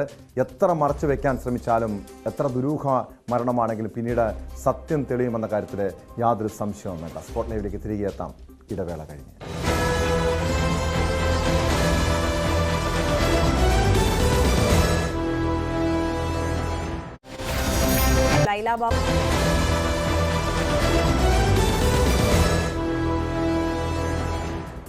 സ്പോട്ട് ലൈവ് തുടരുന്നു. പൂക്കോട് വെറ്ററിനറി കോളേജിലെ വിദ്യാർത്ഥി സിദ്ധാർത്ഥിന്റെ മരണത്തിൽ CBI അന്വേഷണത്തിന് ശുപാർശ ചെയ്ത് സംസ്ഥാന സർക്കാർ. CBIക്ക് വിടാമെന്ന് കുടുംബാംഗങ്ങൾക്ക് മുഖ്യമന്ത്രി ഉറപ്പ് നൽകി. മരണത്തിൽ സംശയങ്ങൾ മുഖ്യമന്ത്രി അറിയിച്ചതായും ഡീൻ, അസിസ്റ്റന്റ് വാർഡൻ എന്നിവർക്കെതിരെ കൊലക്കുറ്റം ചുമത്തണമെന്നും സിദ്ധാർത്ഥിന്റെ അച്ഛൻ ജയപ്രകാശ് ആവശ്യപ്പെട്ടു. അതിനിടെ സിദ്ധാർത്ഥിന്റെ ദുരൂഹ മരണത്തിൽ 2 പേർ കൂടി അറസ്റ്റിലായിട്ടുണ്ട്. കോളേജിലെ വിദ്യാർത്ഥികളായ വഫീസ്, അഭി എന്നിവരാണ് പിടിയിലായത്. ഇതോടെ കേസിൽ അറസ്റ്റിലായവരുടെ എണ്ണം 20ആയി. വാർത്തയുടെ വിശദാംശങ്ങളുമായി തിരുവനന്തപുരത്ത് നിന്ന് ഡാൻ കുര്യനും വയനാട്ടിൽ നിന്ന് ജിൻസും ചേരുന്നുണ്ട്. ആദ്യം ഡാനിലേക്ക് പോവുകയാണ്. ഡാൻ, ഈ സിദ്ധാർത്ഥിൻ്റെ മരണം നടന്നിട്ട്, ദുരൂഹ മരണം നടന്നിട്ട് 3 ആഴ്ച പിന്നിടുകയാണ്. 3 ആഴ്ചയോളം നമ്മൾ കേരളത്തിൽ വിവിധ ഇടങ്ങളിൽ കണ്ടതാണ് സമര പരമ്പരകൾ. അതിനൊടുവിൽ CBI അന്വേഷണത്തിന് സർക്കാർ തന്നെ ശുപാർശ ചെയ്യുന്നു. ഈ കേസ് അട്ടിമറിക്കാൻ തുടക്കം മുതൽ വലിയ രീതിയിലുള്ള ശ്രമങ്ങൾ നടന്നതായ ആക്ഷേപങ്ങൾ ഉയർന്നു വന്നതാണ്. മകൻ്റേത് ആത്മഹത്യയല്ല, സിദ്ധാർത്ഥിൻ്റെത് ആത്മഹത്യയല്ല, കെട്ടിത്തൂക്കിയതാണ് എന്ന ഗുരുതരമായ ആരോപണമാണ് കുടുംബം ഉന്നയിക്കുന്നത്. ഈ CBI അന്വേഷണത്തിൽ സത്യം പുറത്തു വരുമെന്ന് കുടുംബം പ്രതീക്ഷിക്കുന്നുണ്ടോ ഡാൻ?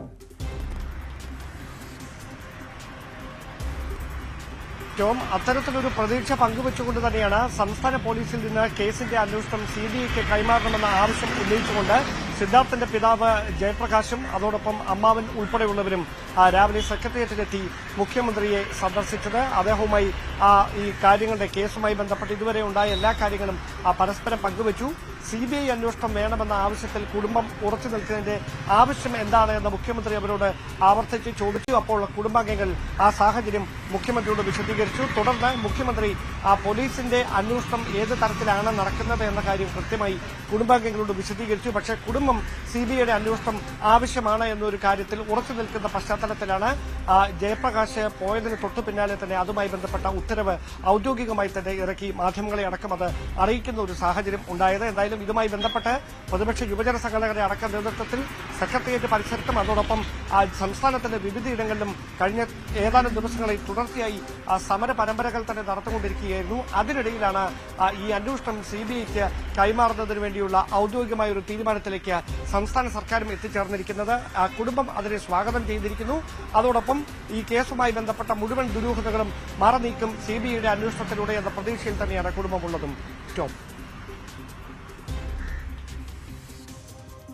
ഡാൻ, ഈ കുടുംബത്തിന്റെയും അതോടൊപ്പം പ്രതിപക്ഷത്തിന്റെയൊക്കെ ആവശ്യം പരിഗണിച്ച് ഈ സമരങ്ങളുടെ എല്ലാം ഒടുവിൽ ഈ CBI അന്വേഷണത്തിന് സർക്കാർ ഉത്തരവിടുന്നുണ്ട്, അതിന് ശുപാർശ ചെയ്യുന്നുണ്ട്. ഇതിന്റെ അടിസ്ഥാനത്തിൽ ഈ സമരം സെക്രട്ടേറിയറ്റിന് മുന്നിലെ ഈ സമര പരമ്പരകൾക്ക് അവസാനമായിട്ടുണ്ടോ ഡാൻ?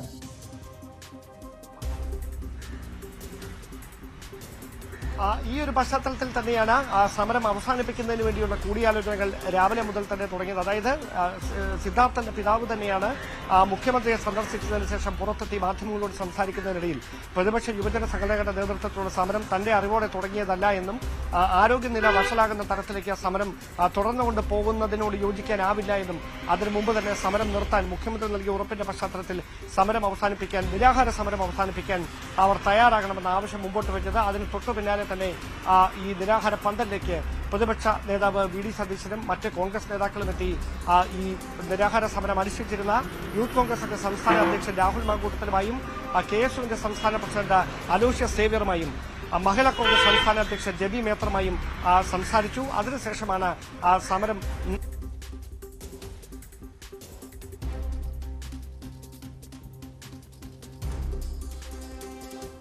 പൂക്കോട് വെറ്ററിനറി കോളേജിലെ വിദ്യാർത്ഥി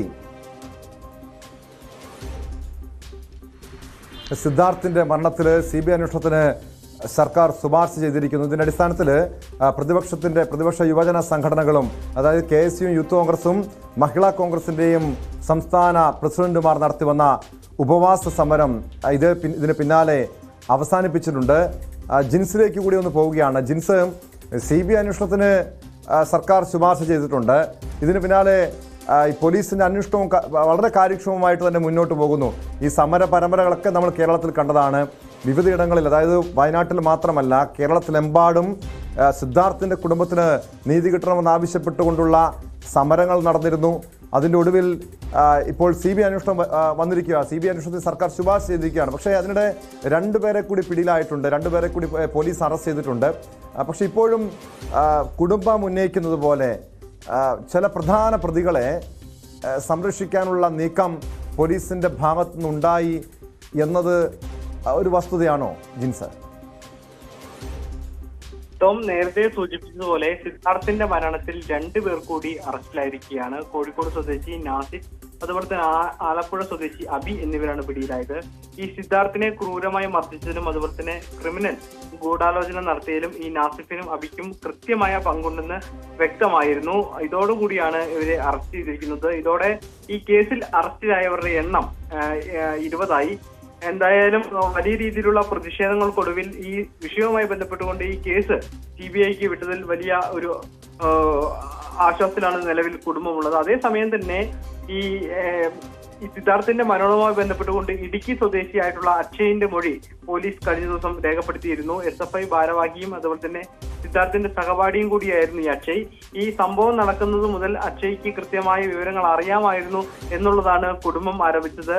ഈ കുടുംബം ഇതുമായി ബന്ധപ്പെട്ട് രംഗത്ത് വന്നതോടുകൂടിയാണ് ഈ സംഭവത്തിൽ കേസിൽ പ്രതിയാണെന്ന് ആരോപിച്ചുകൊണ്ട് കുടുംബം രംഗത്ത് വന്നതിന് പിന്നാലെയാണ് ഇയാളുടെ മൊഴി പോലീസ് രേഖപ്പെടുത്തിയത്. ഈ സിദ്ധാർത്ഥിനെ മർദ്ദിക്കുന്നത് നേരിൽ കണ്ടുവെന്നാണ് അക്ഷയ് നൽകിയ മൊഴി. എന്തായാലും ഈ 31 പേരെയായിരുന്നു കോളേജ് ഹോസ്റ്റലിൽ നിന്നും പുറത്താക്കിയത്. ഇതിൽ അക്ഷയും ഉൾപ്പെട്ടിരുന്നു. പക്ഷേ ഈ പോലീസ് ആദ്യം കണ്ടെത്തിയ 18 പ്രതികളിൽ ഇയാൾ ഉണ്ടായിരുന്നില്ല എന്നുള്ളതാണ് ഏറ്റവും പ്രധാനപ്പെട്ട കാര്യം. എന്തായാലും കുടുംബം ഇതുമായി ബന്ധപ്പെട്ട് വലിയ രീതിയിലുള്ള പ്രതിഷേധവും അതുപോലെ തന്നെ ആരോപണം തന്നെയാണ്. കാരണം ഈ അക്ഷയെ അറസ്റ്റ് ചെയ്യാത്തതിന് പിന്നില്, പ്രതി ചേർക്കാത്തതിന് പിന്നില് ചെറിയ രാഷ്ട്രീയ ഇടപെടലുണ്ട്. ഒരു പ്രധാനപ്പെട്ട CPMന്റെ നേതാവിന്റെ ബന്ധുവാണ് അക്ഷയ്. ഈ അക്ഷയ്ക്കും സിദ്ധാർത്ഥിന്റെ മരണത്തിൽ പങ്കുണ്ട് എന്ന് കുടുംബം ഉറപ്പിച്ചു പറയുന്നുണ്ട്. അതായത് ഡീൻ, അസിസ്റ്റന്റ് വാർഡൻ എന്നിവർക്ക് പുറമെ അക്ഷയെയും പ്രതി ചേർക്കണമെന്ന ആവശ്യം അവർ ഉയർത്തുന്നുണ്ട്. പക്ഷെ ഇപ്പോഴും പോലീസിന്റെ ഭാഗത്തു നിന്ന് അത്തരമൊരു നടപടിയില്ല. അക്ഷയെ ചോദ്യം ചെയ്തു, അതിനുശേഷം വിട്ടയച്ചു. പ്രതി ചേർക്കാനുള്ള യാതൊരു നടപടിയും ഇല്ല എന്നാണോ മനസ്സിലാക്കേണ്ടത്? നിലവിൽ എന്തായാലും കൃത്യമായി ഈ അക്ഷയനെ ചോദ്യം ചെയ്തിട്ടുണ്ട്. അയാളുടെ മൊഴി രേഖപ്പെടുത്തിയിട്ടുണ്ട്.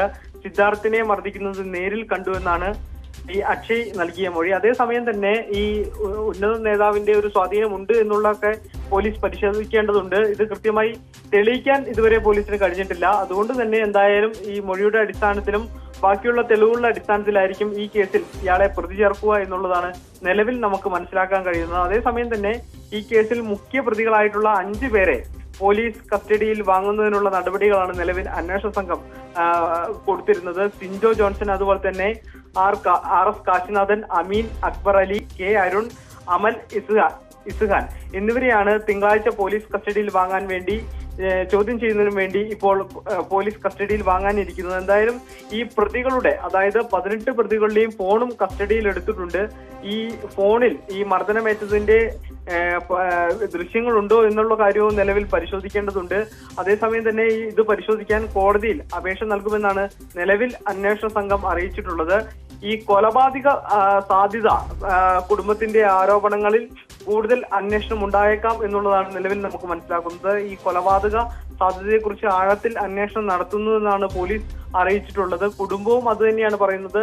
തന്റെ മകൻ ഇത്തരത്തിൽ തൂങ്ങി മരിച്ചതല്ല, കെട്ടിത്തൂക്കിയതാണ് എന്നുള്ളത് നേരത്തെ മുതൽ തന്നെ കുടുംബം ആരോപിച്ചിരുന്നു. ഈ ആരോപണങ്ങൾ ശരിവെക്കുന്ന രീതിയിലായിരുന്നു പോസ്റ്റ്മോർട്ടം റിപ്പോർട്ടുകളെല്ലാം നിലവിൽ വന്നത്. 2-3 ദിവസത്തെ പഴക്കമുള്ള മുറിവുകൾ ഉണ്ടായിരുന്നു, ആഴത്തിലുള്ള മുറിവുകൾ ഉണ്ടായിരുന്നു, തലയ്ക്ക് ക്ഷതമേറ്റ പരിക്കുകൾ ഉണ്ടായിരുന്നു. ഇത്തരത്തിലെല്ലാം തന്നെ പ്രതികൾക്ക് ഈ സംഭവവുമായി ബന്ധപ്പെട്ടുകൊണ്ട് ക്രൂരമായ മർദ്ദനത്തിന് ഇരയായെന്നും കൂട്ടവിചാരണ നടത്തിയെന്നും പോലീസ് കണ്ടെത്തിയിരുന്നു. ഇതിന് പിന്നാലെയായിരുന്നു പ്രതികളെ ഈ സംഭവ സ്ഥലത്ത് കോളേജിലെ ഹോസ്റ്റലിലും അതുപോലെ തന്നെ ഈ മർദ്ദനത്തിന് ഇരയാക്കിയ കുന്നിൻ മുകളിലും എത്തിച്ച് തെളിവെടുപ്പ് നടത്തിയിരുന്നു. ഇതിൽ ഈ സിദ്ധാർത്ഥിനെ ക്രൂരമായി മർദ്ദിച്ച ഉപകരണങ്ങളടക്കം പോലീസ് കണ്ടെടുക്കുകയും ചെയ്തിട്ടുണ്ട്. എന്തായാലും നിലവിൽ അന്വേഷണം നടത്തി വരികയാണ്. അതേസമയം തന്നെയാണ് ഈ അക്ഷയെ പ്രതി ചേർക്കാൻ ആവശ്യമായ തെളിവുകളില്ല എന്നാണ് പോലീസ് പറയുന്നത്. എന്തായാലും ഇതും നിലവിൽ പരിശോധിക്കുന്നുണ്ട്. ഈ അക്ഷയ് മർദ്ദിച്ചിട്ടില്ല, പക്ഷേ ഈ മർദ്ദിക്കുന്നത് നേരിൽ കണ്ടു എന്നുള്ളതാണ് അക്ഷയുടെ മൊഴി. എന്തായാലും അത് പോലീസ് കൃത്യമായി പരിശോധിക്കും എന്നുള്ളതാണ് നിലവിൽ നമുക്ക് മനസ്സിലാക്കാൻ കഴിയുന്നത്. ടോം, യെസ്, വ്യക്തമാണ്. ജിൻസ് ആണ് വിവരങ്ങൾ നൽകിയത്. ഡാൻ കുര്യനിലേക്ക് ഒരിക്കൽ കൂടി പോവുകയാണ്. ഡാൻ, നമുക്കറിയാം ഈ ലോക്സഭാ തെരഞ്ഞെടുപ്പ് അടുത്തിരിക്കുകയാണ്. സർക്കാരിനെയും CPM-നെയൊക്കെ പ്രതിരോധത്തിലാക്കി ഈ പൂക്കോട് വെറ്ററിനറി കോളേജിലെ വിദ്യാർത്ഥി സിദ്ധാർത്ഥിന്റെ ദുരൂഹ മരണ കേസ് പുറത്തു വരുന്നത്, വലിയ സമരപരമ്പളൊക്കെ അതിനുശേഷം ഉണ്ടാകുന്ന സാഹചര്യം പോലും ഉണ്ടായി. ഇപ്പോൾ എന്തായാലും കുടുംബത്തിന്റെ ആവശ്യം പരിഗണിച്ചുകൊണ്ട്, അപേക്ഷ പരിഗണിച്ചുകൊണ്ട് സർക്കാർ CBI അന്വേഷണത്തിന് ശുപാർശ ചെയ്തിട്ടുണ്ട്. ഇത് മാത്രമായിരുന്നോ ഈ കുടുംബത്തിന്റെ ആവശ്യം? ഡീൻ, അസിസ്റ്റന്റ് വാർഡൻ എന്നിവരെ പ്രതി ചേർക്കണം, കൊലക്കുറ്റം ചുമത്തണമെന്നൊരു ആവശ്യം കൂടിയുണ്ട്. ആകെ ഇവർ ഉന്നയിച്ച ആവശ്യങ്ങളിൽ CBI അന്വേഷണത്തിൽ മാത്രമാണോ സർക്കാരിന്റെ ഭാഗത്തു നിന്നൊരു അനുകൂല നടപടി ഉണ്ടായിരിക്കുന്നത്? അങ്ങനെയല്ല ടോം. ആദ്യഘട്ടത്തിൽ തന്നെ CBI അന്വേഷണം വേണമെന്ന ആവശ്യം അവർ ആദ്യം മുതൽ തന്നെ ഉന്നയിക്കുമ്പോഴും പ്രധാനമായി ഈ ഡീനിനെതിരെയും അതോടൊപ്പം തന്നെ കോളേജ് അധികൃതർക്കെതിരെയും നടപടിയെടുക്കണം, അവരെ കൂടി അന്വേഷണ പരിധിയിൽ കൊണ്ടുവരണമെന്ന ആവശ്യമായിരുന്നു ആദ്യഘട്ടം മുതൽ ഈ കുടുംബം മുമ്പോട്ട് വെച്ചിരുന്നത്. അവിടെ കൃത്യമായി ആഭ്യന്തര വകുപ്പിന്റെ ഇടപെടൽ, അല്ലെങ്കിൽ ഉന്നത വിദ്യാഭ്യാസ വകുപ്പിൽ നിന്നൊക്കെ അതുമായി ബന്ധപ്പെട്ട നടപടികൾ ഉണ്ടാകുന്ന ഒരു സാഹചര്യം ഉണ്ടാകുകയും ഡീനിനെതിരെ വകുപ്പ് തലത്തിലുള്ള അന്വേഷണം നടക്കുന്ന, അല്ലെങ്കിൽ അത്തരത്തിലുള്ള നടപടികളിലേക്ക് വരെ നീങ്ങുന്ന സാഹചര്യമുണ്ടായി. ഗവർണർ ആ വിഷയത്തിൽ ഇടപെട്ട് നടത്തിയ ഇടപെടലുകൾ വൈസ് ചാൻസലറെ പുറത്താക്കുന്ന തരത്തിലേക്ക് വരെ കാര്യങ്ങൾ എത്തുകയും ചെയ്തു. അതിനു പിന്നാലെയാണ് CBI അന്വേഷണം എന്ന ആവശ്യത്തിൽ ഈ കുടുംബം ഉറച്ചു നിൽക്കുന്ന സാഹചര്യമുണ്ടായത്. അപ്പോഴും ഗവർണർ മുമ്പോട്ട് വെച്ചിരുന്നത് ജുഡീഷ്യൽ അന്വേഷണം പ്രഖ്യാപിക്കണമെന്ന ആവശ്യമായിരുന്നു. പക്ഷേ സർക്കാർ ഇക്കാര്യത്തിൽ നിലപാട് വ്യക്തമാക്കാത്ത ഒരു പശ്ചാത്തലമുണ്ടായതോടെയാണ് പ്രതിപക്ഷ യുവജന സംഘടനകളുടെ നേതൃത്വത്തിൽ തുടർച്ചയായ സമരം സെക്രട്ടേറിയറ്റ് പണിക്കലും അതോടൊപ്പം തന്നെ പൂക്കോട് വെറ്ററിനറി സർവകലാശാലയ്ക്ക് മുമ്പിലും അതോടൊപ്പം നെടുമങ്ങാട് കേന്ദ്രീകരിച്ചുമൊക്കെ നടന്നത്. നമുക്കറിയാം, കഴിഞ്ഞ ദിവസം ABVPയുടെ നേതൃത്വത്തിൽ ലോങ് മാർച്ച് നടന്നു. നെടുമങ്ങാട് സിദ്ധാർത്ഥന്റെ വസതിയിൽ നിന്ന് സെക്രട്ടേറിയറ്റ് പണിക്കിലേക്ക്. ഇന്നലെ KSUവിന്റെ നേതൃത്വത്തിൽ നെടുമങ്ങാട് നിന്ന് മുഖ്യമന്ത്രിയുടെ വസതിയിലേക്ക് ലോങ് മാർച്ച് നടന്നു. ഇത് തുടർച്ചയായി ഇത്തരത്തിലൊരു സമരപരമ്പരകളായി മുമ്പോട്ട് നീങ്ങുന്ന ഒരു സാഹചര്യമുണ്ടായാൽ തെരഞ്ഞെടുപ്പ് കൂടി അടുത്തിരിക്കുന്ന പശ്ചാത്തലത്തിൽ അത് കൃത്യമായി LDF-നെ പ്രതിരോധത്തിൽ നടപ്പിലാക്കുന്ന ഒരു സാഹചര്യമായി മാറുമെന്ന കൃത്യമായ ബോധ്യത്തിന്റെ അടിസ്ഥാനത്തിൽ തന്നെയാണ് ഈ ഹൈക്കോടതി അത്തരമൊരു അന്വേഷണം പ്രഖ്യാപിക്കുന്നതിന് ഉത്തരവിടുന്നതിന് മുമ്പ് തന്നെ ആഭ്യന്തര വകുപ്പിൽ നിന്ന് മുഖ്യമന്ത്രിയുടെ ഭാഗത്ത് നിന്ന് ഈ കുടുംബത്തിന്റെ വികാരം കൂടി കണക്കിലെടുത്തുകൊണ്ട് കേസിന്റെ അന്വേഷണം CBIക്ക് കൈമാറാനുള്ള ആവശ്യം അംഗീകരിക്കുന്ന സാഹചര്യമുണ്ടായത്. എന്തായാലും സംസ്ഥാന പോലീസ് ഇതുമായി ബന്ധപ്പെട്ട നിലവിൽ നടത്തിക്കൊണ്ടിരിക്കുന്ന അന്വേഷണം തൃപ്തികരമാണ് എന്ന് തന്നെയാണ് കുടുംബാംഗങ്ങൾ മുഖ്യമന്ത്രിയെ അറിയിച്ചതെന്നാണ് നമുക്ക് ലഭ്യമാകുന്ന സൂചന. മുഖ്യമന്ത്രിയും അന്വേഷണത്തിലെ പുരോഗതി കുടുംബാംഗങ്ങളെ അറിയിക്കുകയും ചെയ്തു. അതുകൊണ്ട് തന്നെയാണ് അദ്ദേഹം ഇനിയും CBI അന്വേഷണത്തിന്റെ ആവശ്യം ഉണ്ടോ, കാരണം സംസ്ഥാന പോലീസ് ഇതുമായി ബന്ധപ്പെട്ട നിലവിൽ നടത്തുന്ന അന്വേഷണത്തിൽ എന്ത് വീഴ്ചയാണ് ഉള്ളത് എന്ന കാര്യം കുടുംബാംഗങ്ങളോട് ആവർത്തിച്ച് ചോദിക്കുന്ന സാഹചര്യമുണ്ടായത്. എന്തായാലും അവർ ആ ആവശ്യത്തിൽ ഉറച്ചു നിൽക്കുന്ന ഒരു പശ്ചാത്തലം കണക്കിലെടുത്തുകൊണ്ട് തന്നെയാണ് സർക്കാരിന്റെ ഭാഗത്തുനിന്ന് ഇത്തരമൊരു ഇടപെടലുണ്ടായിരിക്കുന്നത്. എന്തായാലും ഇനി കാത്തിരിക്കുകയാണ്. നിലവിൽ പ്രതിപ്പട്ടികയിൽ ഉൾപ്പെട്ടിരിക്കുന്ന 20 പേർ മാത്രമാണോ അതോ അതിനപ്പുറത്തേക്ക് കൂടുതൽ ആരെങ്കിലും CBI വിശദമായി നടത്താൻ പോകുന്ന അന്വേഷണത്തിൽ ഈ കേസുമായി ബന്ധപ്പെട്ട് പ്രതി ചേർക്കപ്പെടുമോ? അതോടൊപ്പം ഏറ്റവും പ്രധാനപ്പെട്ട ചോദ്യം, ഇത് ആത്മഹത്യയാണോ അതോ ഈ കുടുംബം ഉന്നയിച്ചതുപോലെ ജീവനോടെ കെട്ടിത്തൂക്കിയതാണോ? ഈ രണ്ട് ചോദ്യങ്ങൾക്ക് കൃത്യമായ ഉത്തരം കണ്ടെത്തേണ്ടതുണ്ട്. അവിടെ CBI ഇതുമായി ബന്ധപ്പെട്ട് നടത്താൻ പോകുന്ന അന്വേഷണം അനിവാര്യമായി മാറുകയും ചെയ്യും. ടോം, വ്യക്തമാണ്. ഡാൻ കുര്യനാണ് വിവരങ്ങൾ നൽകിയത്. CBI അന്വേഷണത്തിൽ നേരറിയുമോ എന്നുള്ളതാണ് ഇനി അറിയേണ്ടത്. കാരണം പോലീസിന്റെ അന്വേഷണത്തിൽ വലിയ രീതിയിലുള്ള അട്ടിമറികളുണ്ടായി, പ്രതികളെ സംരക്ഷിക്കാൻ നീക്കമുണ്ടായി എന്നൊക്കെ വലിയ രീതിയിലുള്ള ആരോപണങ്ങൾ ഉയർന്നു വന്നിട്ടുണ്ട്. സിദ്ധാർത്ഥിൻ്റെത് ആത്മഹത്യയല്ല, കെട്ടിത്തൂക്കിയതാണെന്ന ഗുരുതരമായിട്ടുള്ള ആരോപണമാണ് കുടുംബം ഉന്നയിച്ചിരിക്കുന്നത്. ഈ വിഷയത്തിലേക്ക് CBI അന്വേഷണത്തിൽ ഉത്തരം കണ്ടെത്തും, സത്യം പുറത്തു വരുമെന്ന് പ്രതീക്ഷിക്കാം. സ്പോട്ട് ലൈവ് ഇനി പരിശോധിക്കുന്നത് കേരള സർവകലാശാല യുവജനോത്സവത്തിനിടെ മത്സരാർത്ഥികളിൽ നിന്നും ജഡ്ജസ് കൈക്കൂലി വാങ്ങിയെന്നൊരു കേസാണ്. കേസിൽ ഈ ജഡ്ജസിനെ കസ്റ്റഡിയിലെടുത്തിട്ടുള്ള വിദ്യാർത്ഥികളുടെ പരാതിയിലാണ് നടപടി. ജോമറ്റ് എന്ന പരിശീലകയും മറ്റ് 2 പേരുമാണ് കസ്റ്റഡിയിലുള്ളത്. ഇവർ കൈക്കൂലി വാങ്ങിയതിന് തെളിവുകളുണ്ടെന്ന് സർവകലാശാല യൂണിയൻ പറഞ്ഞു. എന്നാൽ കൈക്കൂലി വാങ്ങിയിട്ടില്ല എന്നാണ് കസ്റ്റഡിയിലുള്ളവർ പറയുന്നത്.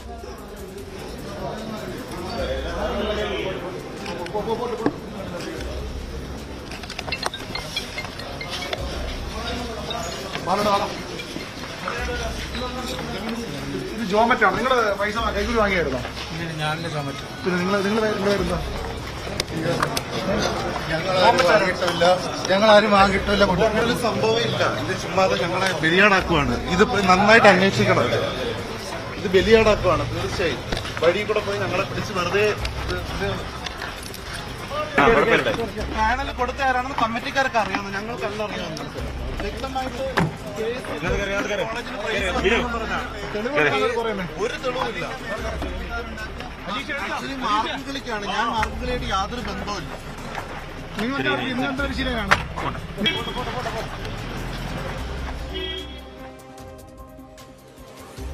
വാർത്തയുടെ വിശദാംശങ്ങളുമായി VV അരുൺ ചേരുന്നുണ്ട് തിരുവനന്തപുരത്ത് നിന്ന്. അരുൺ, ഈ കസ്റ്റഡിയിലായവർ പറയുന്നത് കൈക്കൂലി വാങ്ങിയിട്ടില്ല, അതൊരു മാർഗം കളിയുമായി ബന്ധപ്പെട്ട വിധികർത്താക്കളാണ്, അവർക്കെതിരെയാണ് പരാതി വന്നിരിക്കുന്നത്. എങ്ങനെയാണ് ഈ യുവജനോത്സവത്തിൽ, കേരള സർവകലാശാല യുവജനോത്സവത്തിനിടയ്ക്ക് മത്സരാർത്ഥികളിൽ നിന്നും കൈക്കൂലി വാങ്ങിയെന്ന സംഭവം പുറത്തു വരുന്നത്? കേരള സർവകലാശാല യുവജനോത്സവം തിരുവനന്തപുരത്താണ് നടക്കുന്നത്. തിരുവനന്തപുരത്ത് സെനറ്റ് ഹാൾ ആണ് പ്രധാന വേദി. നേരത്തെ തന്നെ ഇത്തരത്തിൽ കൈക്കൂലി വാങ്ങാനുള്ള ശ്രമങ്ങൾ നടക്കുന്നുണ്ട്. എല്ലാ കലോത്സവങ്ങളിലും ഇത്തരം തട്ടിപ്പുകളുടെ തരത്തിലുള്ള സൂചനകൾ ഉണ്ടായിരുന്നു. അതിന്റെ അടിസ്ഥാനത്തിൽ ഇത്തവണ ജഡ്ജസിനെ പ്രോഗ്രാം എല്ലാ പരിപാടികളും ജഡ്ജസിന്റെ മൊബൈൽ ഫോൺ വാങ്ങി വയ്ക്കാൻ സംഘാടകർ തീരുമാനിച്ചു. കഴിഞ്ഞ തവണ വരെ അതുണ്ടായിരുന്നില്ല. അതിലൊരു ഫോണിലാണ് ചില സന്ദേശങ്ങൾ വരികയും അത് പിന്നീട് പരിശോധിക്കുകയും ചെയ്തു. അപ്പോൾ ഈ ചെക്ക് നമ്പറും മറ്റും പറഞ്ഞു കൊടുത്തുകൊണ്ട് വിദ്യാർത്ഥികൾക്ക് കൃത്യമായി അവർ സ്റ്റേജിൽ കയറുമ്പോൾ സമ്മാനം, ഒന്നാം സമ്മാനവും അതുപോലെ തന്നെ ഗ്രേഡുകൾ നൽകാനുള്ള തീരുമാനമുണ്ട് എന്ന് മനസ്സിലായത്. പിന്നീട് വിദ്യാർത്ഥി യൂണിയനിന്റെ ചിലർ തന്നെ ഈ ജഡ്ജസുമായി ഫോണിൽ ബന്ധപ്പെട്ടു, ഇടനിലക്കാരുമായും ഫോണിൽ ബന്ധപ്പെട്ടു. അപ്പോഴാണ് 25,000 മുതൽ 1 ലക്ഷം രൂപ കൈക്കൂലി വാങ്ങിയാണ് ഇത്തരത്തിൽ റാങ്ക് ഉയർന്ന മാർക്ക് കൊടുക്കുന്നതെന്ന് മനസ്സിലായത്. നഗരത്തിലെ ഒരു പ്രധാന സ്വകാര്യ കോളേജിലെ വിദ്യാർത്ഥിക്ക് തിലകപ്പട്ടം വാഗ്ദാനം ചെയ്ത് പണം വാങ്ങിയതായും പരാതിയോട് തുടർന്ന് ഇന്നലെ യൂണിവേഴ്സിറ്റി കോളേജിൽ മാർഗംകളി രാത്രി നടക്കുമ്പോൾ തർക്കമുണ്ടായി. മികച്ച രീതിയിൽ കളിച്ച ടീമിനെ തഴഞ്ഞുകൊണ്ട് മോശമായി പ്രകടനം നടത്തിയവർക്ക് സമ്മാനം നൽകി. ഇത് കൈക്കൂലി വാങ്ങിയെന്ന ആരോപണമാണ് ഈ നേരത്തെ ഉയർന്ന ഇടനിലക്കാരനും അതുപോലെ തന്നെ ഈ ജഡ്ജസും ഒക്കെ ഇടപെട്ട ഒരു ലോബിയാണ് ഇതിന് പിന്നെന്ന ആരോപണമാണ് ഉയർന്നത്. അങ്ങനെ 4 പേരെ ഈ യൂണിയൻ ഭൂമിയിൽ പൂട്ടിയിടുകയും പോലീസിനെ കൈമാറുകയും ഇവർ കുറ്റം സമ്മതിച്ചു എന്നാണ് യൂണിയൻ പ്രവർത്തകർ പറയുന്നത്. പക്ഷേ നമ്മൾ അവരോട് സംസാരിക്കുമ്പോൾ ഒരു തരത്തിൽ തങ്ങൾ ഇക്കാര്യത്തിൽ ഇടപെട്ടിട്ടില്ല, തങ്ങളെ വിളിച്ചു വരുത്തി കൊടുക്കുകയായിരുന്നു എന്ന മറുപടിയാണ് അവർ പറയുന്നത്. പക്ഷേ ഇവരുടെ ഫോണിൽ ബന്ധപ്പെട്ട് ഈ ചെസ് നമ്പർ മറ്റും പറയുമ്പോൾ ഉയർന്ന സമ്മാനം ഉറപ്പാക്കാമെന്ന് പറയുന്നതിന്റെ തെളിവുകൾ പോലീസിന് കൈമാറുമെന്നാണ് യൂണിവേഴ്സിറ്റി യൂണിയനും വിദ്യാർത്ഥികളും ഒക്കെ പറയുന്നത്. ഏതായാലും ഇന്നലെ രാത്രി തടസ്സപ്പെട്ട കലോത്സവം അല്പസമയം മുമ്പും ആരംഭിച്ചിട്ടില്ല.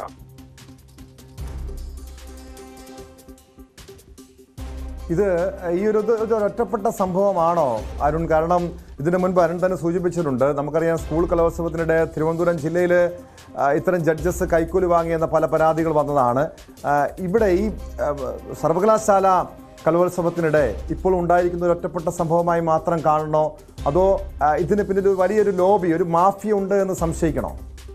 അങ്ങനെ വേണം സംശയിക്കാൻ. കാരണം ഒരു ഇനത്തിൽ 4ഉം 5ഉം ഒന്നാം സമ്മാനവും അതുപോലെ തന്നെ 2ാം സമ്മാനവും ഒക്കെ നൽകുന്നുണ്ട്. ഇത് കൃത്യമായി പണം വാങ്ങിയാണ് നൽകുന്നതെന്ന ആരോപണമാണ് ശക്തമാകുന്നത്. വഞ്ചിപ്പാട്ടിന് 4 പേർക്കാണ് 1ാം സമ്മാനം, 2ാം സമ്മാനം അതുപോലെ 4ഓ 5ഓ പേർക്കുണ്ട്. അത്തരത്തിൽ പല ഇടങ്ങളിലും കൂടുതൽ പേർക്ക് സമ്മാനം നൽകുന്നത് പണം വാങ്ങിയിട്ട് തന്നെയാണ്. ഇത് തന്നെ ഒരു അധ്യാപക ഒരു ജീവനക്കാരന്റെ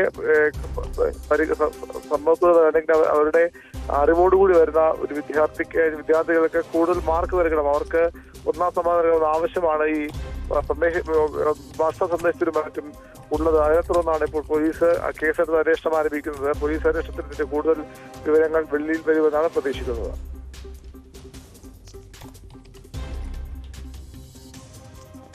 വ്യക്തമാണ്. വി അരുണാണ് വിവരങ്ങൾ നൽകിയത് തിരുവനന്തപുരത്ത് നിന്ന്. കേരള സർവകലാശാല കലോത്സവത്തിനിടെ മത്സരാർത്ഥികളിൽ നിന്നും കൈക്കൂലി വാങ്ങിയെന്ന പരാതിയിലാണ് 3 പേർ പിടിയിലായിരിക്കുന്നത്. സ്പോട്ട് ലൈവിന് പോകുന്നത് തൃശ്ശൂരിലേക്കാണ്. തൃശ്ശൂർ വെള്ളിക്കുളങ്ങര ശാസ്താപൂവം ആദിവാസി കോളനിയിൽ നിന്ന് കാണാതായ 2 കുട്ടികളും മരിച്ച നിലയിൽ. കുട്ടികളെ കണ്ടെത്തുന്നതിന് സംയുക്ത ഓപ്പറേഷൻ നടക്കുന്നതിനിടെയാണ് മൃതദേഹം കണ്ടെത്തിയത്. പോലീസ് വനംവകുപ്പ് വിഭാഗങ്ങളുടെ നേതൃത്വത്തിലായിരുന്നു സംയുക്ത പരിശോധന. 15 വയസ്സും 8 വയസ്സും പ്രായമുള്ള 2 കുട്ടികളെ കഴിഞ്ഞ ശനിയാഴ്ച മുതലാണ് കാണാതാകുന്നത്. വാർത്തയുടെ വിശദാംശങ്ങളുമായി ഡാനി ഇപ്പോൾ ചേരുന്നുണ്ട്. ഡാനി, ഈ 2 കുട്ടികളെയും കണ്ടെത്തുന്നതിന് വേണ്ടിയുള്ള സംയുക്ത പരിശോധന, പോലീസിന്റെയും വനംവകുപ്പിന്റെയും പരിശോധന നടക്കുന്നതിനിടെയാണ് 2 പേരെയും മരിച്ചതിൽ കണ്ടെത്തിയിരിക്കുന്നതായിട്ടുള്ള വിവരങ്ങൾ ഏറ്റവും ഒടുവിൽ ഇപ്പോൾ പുറത്തു വരുന്നത്. എങ്ങനെയാണ് ഈ കുട്ടികൾ 2 പേരും കാണാതാകുന്നത്? ഇത്രയും ദിവസം ഇതുമായി ബന്ധപ്പെട്ട മറ്റു വിവരങ്ങളൊന്നും പുറത്തു വന്നിരുന്നില്ല. ടോം, ഇപ്പോൾ 2 കുട്ടികളുടെയും മൃതദേഹങ്ങൾ കണ്ടെത്തിയിരിക്കുന്നു എന്നതാണ് ഇതിൽ ഏറ്റവും പുതുതായ വാർത്ത. കാടർ വീട്ടിൽ കുട്ടന്റെ മകൻ സജിക്കുട്ടൻ 15 വയസ്സ്, രാജശേഖരന്റെ മകൻ അരുൺകുമാർ 8 വയസ്സ് എന്നിവരെയാണ് കണ്ടെത്തിയത്. ഈ വനം വകുപ്പ് നേതൃത്വത്തിലെല്ലാം തന്നെ വലിയ രീതിയിലുള്ള തിരച്ചിൽ നടത്തുകയായിരുന്നു. പോലീസ്, വനം വകുപ്പ്, നാട്ടുകാരെല്ലാവരും ചേർന്ന് സംയുക്തമായുള്ള ഒരു തിരച്ചിൽ നടത്തുന്നതിനിടെ ഈ ഫയർ ലൈനിന്റെ ഭാഗത്തു നിന്നാണ് കുട്ടികളുടെ മൃതദേഹങ്ങൾ കണ്ടെത്തിയത്. അരുൺകുമാറിന്റെ ആദ്യം, പിന്നീട് സജിക്കുട്ടന്റെ മൃതദേഹവുമാണ് ഈ ഫയർ ലൈൻ ഭാഗത്ത് നിന്ന് കണ്ടെത്തുകയും ചെയ്തത്. ഇതുമായി ബന്ധപ്പെട്ട കാര്യങ്ങൾ, ഇതിന് ആസ്പദമായ കാര്യങ്ങൾ എന്ന് പറയുന്നത്, ഈ 2 കുട്ടികളെയും കാണാതാവുന്നത് കുറച്ച് ദിവസം മുൻപാണ് കാണാതാവുന്നത്. ഇത് മറ്റ് സമീപത്തുള്ള അല്ലെങ്കിൽ മറ്റ് ബന്ധുക്കളുടെ വീട്ടിലെല്ലാം പോയിട്ടുണ്ടാകും എന്നായിരുന്നു ഇവരുടെ ധാരണ.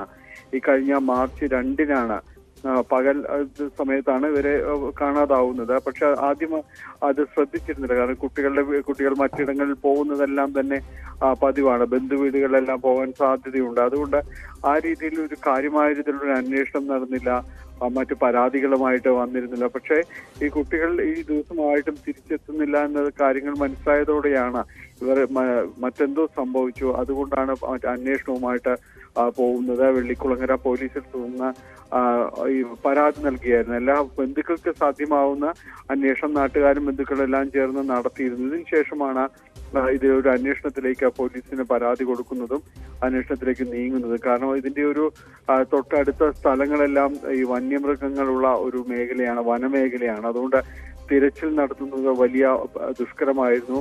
അതുകൊണ്ട് തന്നെയും കഴിഞ്ഞ ദിവസം മുതൽ തന്നെ ആളുകൾ സംഘങ്ങളായി തിരിഞ്ഞ് ഒരു സെക്ടറുകൾ അനുസരിച്ചാണ് ഇതിൽ തെരച്ചിൽ നടത്തിയത്. 15 പേരടങ്ങുന്ന 7 സംഘങ്ങളായിട്ട് തിരിഞ്ഞായിരുന്നു ഈ മേഖലയിൽ തെരച്ചിൽ നടത്തിയത്. അടിയന്തര സാഹചര്യം നേരിടാൻ മെഡിക്കൽ വാഹനങ്ങളടക്കം ക്രമീകരിച്ചിരുന്നു. അങ്ങനെ ഒരു തെരച്ചിൽ തുടരുകയായിരുന്നു.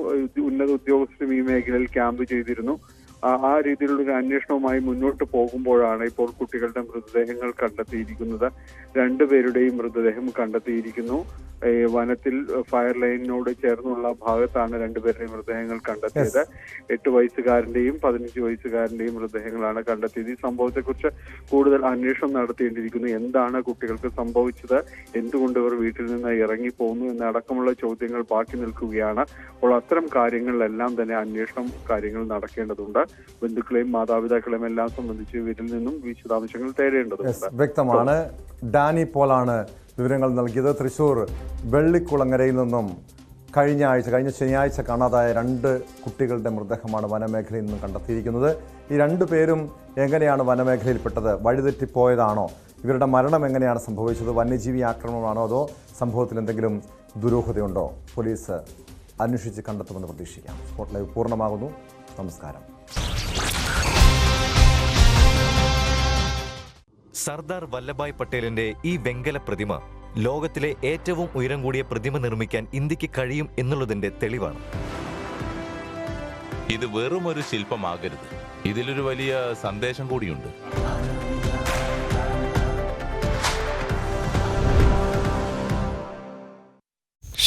ഇങ്ങനെ